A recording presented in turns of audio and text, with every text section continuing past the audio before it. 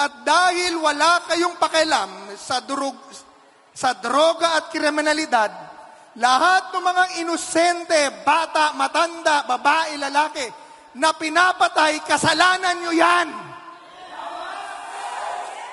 Kasalanan nila yun eh. Wala na yan dati. Wala na nga NPA noon eh. Mamamatay na eh.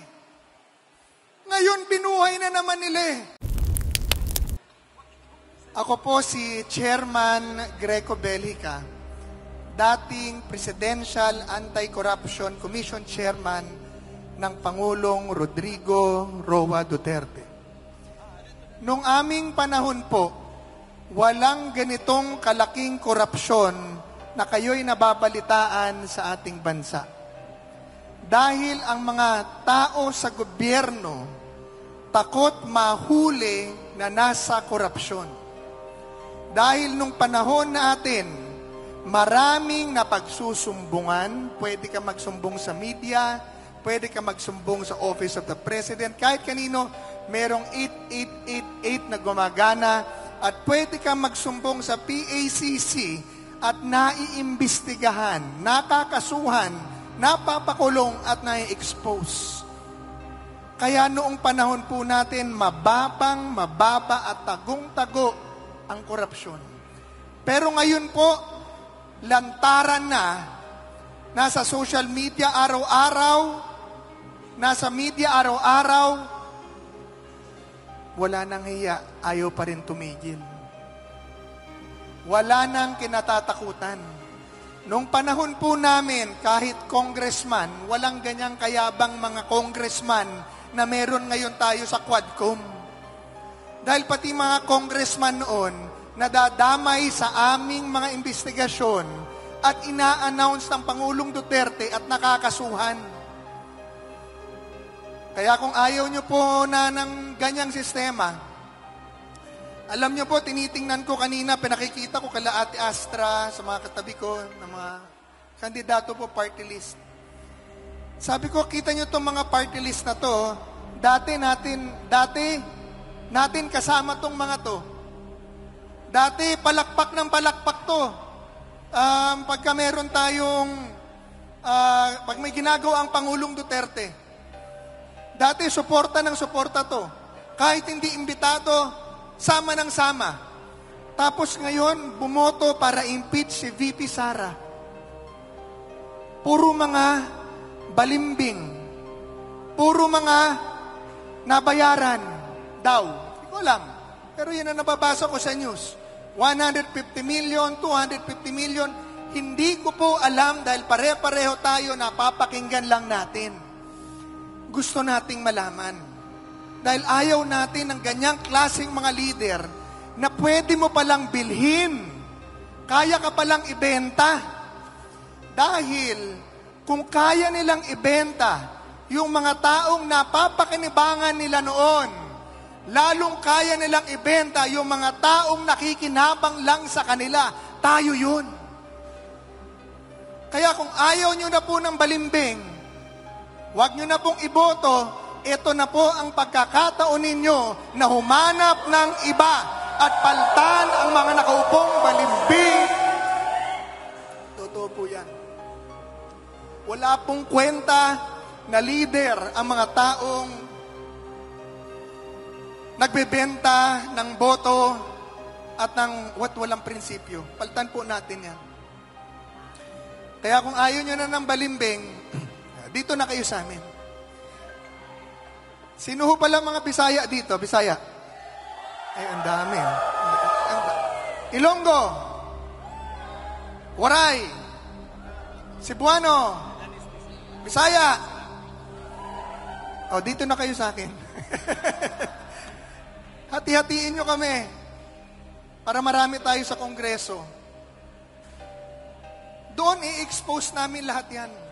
Alam po ba ninyo, kwento ko sa inyo, na halos, salamat po, na halos 12 hanggang 48% na lang po ang natitira sa pondo na nailalagay sa project. Dahil yung halos 88% o hanggang 88% nauuwi na po sa komisyon. Hello? Kaya yung mga kalsada, hindi pa kayo nagtataka, ayos pa, ginagawa na naman. Kagagawa lang, ginagawa na naman. Dahil napakalaki ng komisyon. At alam nyo po ba, ito po, balita ko lang. Alam nyo po, PACC chairman ako eh. Lahat ng chismis sa gobyerno, alam ko. Kaya hanggang ngayon, kinikwento sa akin ng mga tao, na dyan pala sa Kongreso, pinasisweldo nila ang sarili nila, take home pay, ng 2 milyong piso buwan-buwan. Tama ba yun? Samantalang ang minimum pay sa Metro Manila, 600 to 750 pesos a day, mas mababa pa sa probinsya. Tapos sila, congressman lang, 2 milyong piso, pera ng taong bayan. Tama po ba yun? Kaya palang gaganda ng kotse, bahay, dati simpleng tao. Ngayon, ang alam mo, nanalo ng loto. Alam nyo, sabi ko nga, hindi ko alam, yan po ay mga balita na naririnig ko. Pero kung totoo yan, hindi ko alam, pare-pare tayo hindi congressman, gusto kong malaman kung totoo yan. Dahil kung totoo yan, dapat pong itigil yan at hindi ho natin dapat gawin yan. Ganyan po nilalapastangan ang pera ng taong bayan. At pag tayo po ay nanalo, mas marami po pa po tayo malalaman at paaalam ko lahat sa inyo. Pangalawa, ako po pag sinabi kong lalabanan ko ang korupsyon, lalabanan ko talaga dahil nilabanan ko na. Pag tiningnan nyo po ang record ng PACC at inihambing sa lahat ng mga anti-corruption offices na naitayo mula nung simulan ang Republic of the Philippines, hindi huahabot sa katiting ang nagawa nila sa nagawa namin.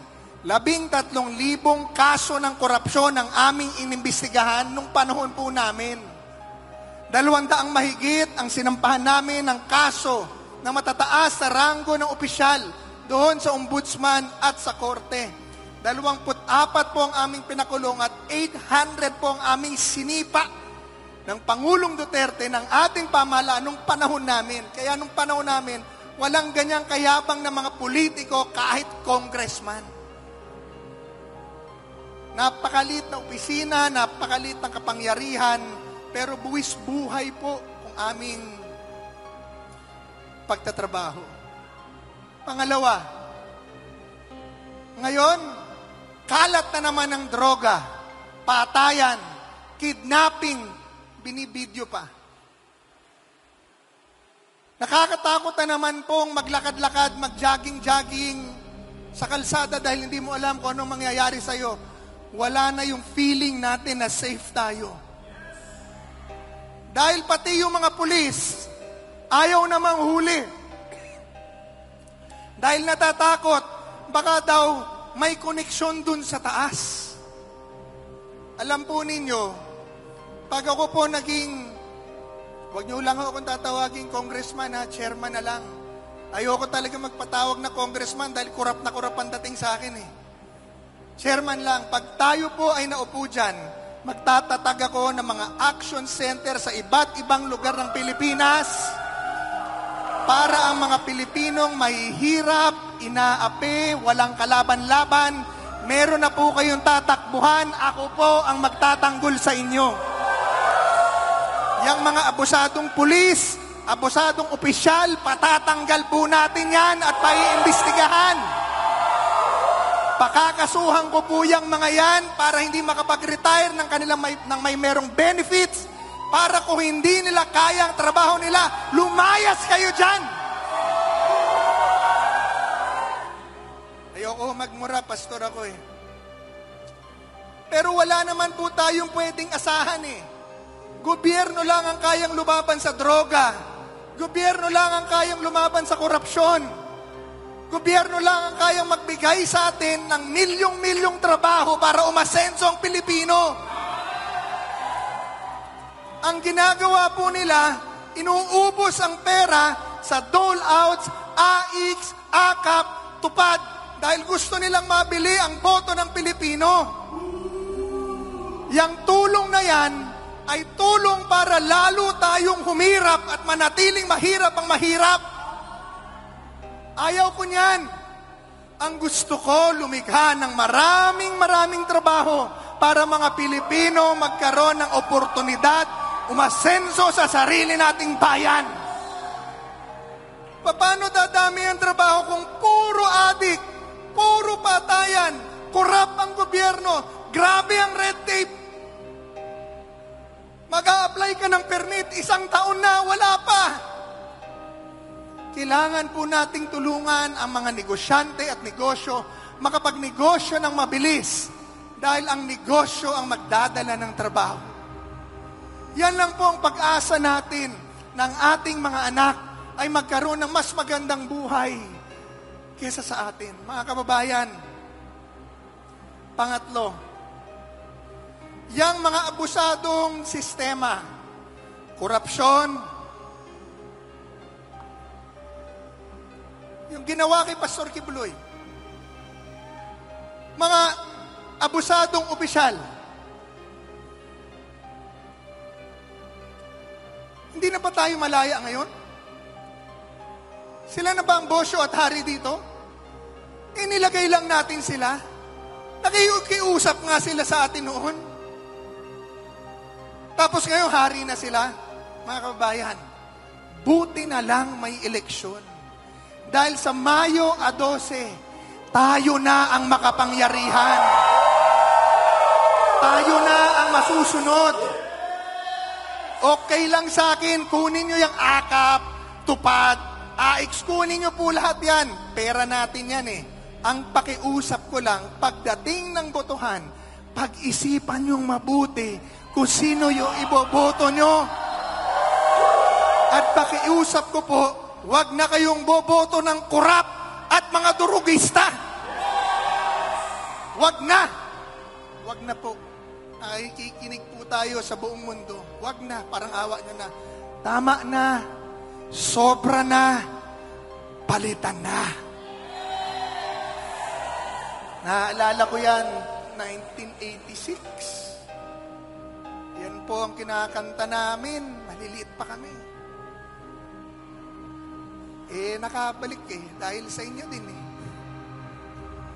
Pero may pagkakataon tayo magbago at baguhin. Yung 9 na senador, boto po natin. Yung mga kasama kong party list, boto nyo po lahat yan. Boto nyo. Magtira lang kayo ng konti sa Bisaya Agyud para makapasok din. Number 98. Madali yung tandaan yung akin kasi alam nyo, hindi ako perfect. Kaya 100 minus 2, 98. Yun, Bisaya Agyud yun, 98. Mga kapatid, ako po, dito na ako magtatapos. Ito, pangako ko po sa inyo. Pag ako nanalo, paglalabang kong makalabas si Pastor Apollo Kibuloy. Wala namang ginawang masama. Kinasuhan, binalik yung kaso, patay na. Walang ninakaw na pera ng gobyerno. Nasa kaso pa, kaya tingnan ng guilty. Sila ang daming ninakaw. Ang daming namatay sa administrasyon nila. At dahil wala kayong pakialam sa droga at kriminalidad, lahat ng mga inosente, bata, matanda, babae, lalaki, na pinapatay, kasalanan nyo yan. Kasalanan nila yun Wala na yan dati. Wala na nga NPA noon Mamamatay na Ngayon, binuhay na naman nila Binigyan nila ng forma, binigyan nila ng pera, yun ang pinantitira sa ating lahat. Kaya kailangan mo, kumampanya tayo. Kailangan po, mangumbinsi tayo. Kailangan po, manindigan tayo. At bumoto po tayo ng tama. Bumoto po tayo ng tama.